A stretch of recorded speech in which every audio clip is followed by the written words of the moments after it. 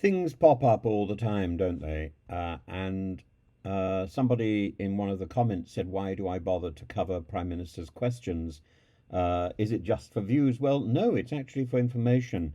I I realise there's very few sites that publish the Prime Minister's questions with comments, and I thought I should. At the moment, I'm restricting those comments primarily to the exchange between the Prime Minister and the leader of the opposition and the leader of the SNP.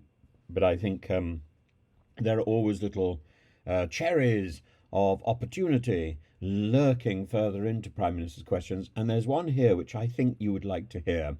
I'm going to play it now. Mr. Speaker, in some jurisdictions, ministers routinely publish their tax returns. The Prime Minister voluntarily published his UK tax returns last year. Does the Prime Minister agree that ministers of the Crown should publish their tax returns as a matter of course? And has he ever filed any returns in the USA that have not been published?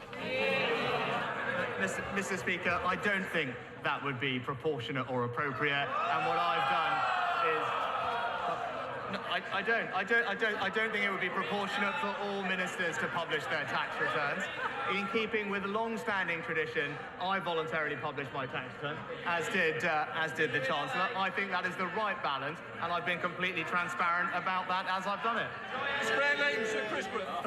Thank you, Mr. Speaker.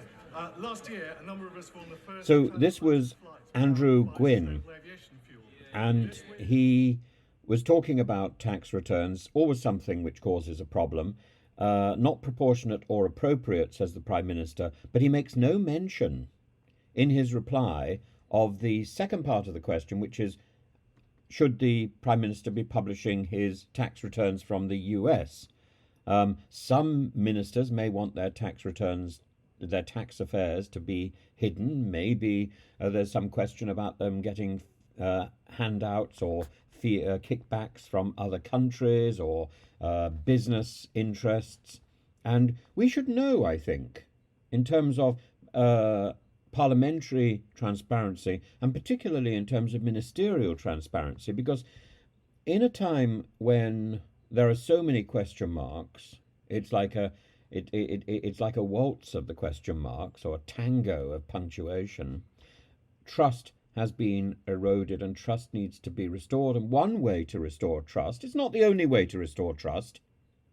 One way to restore trust is to be quite transparent about what you're doing.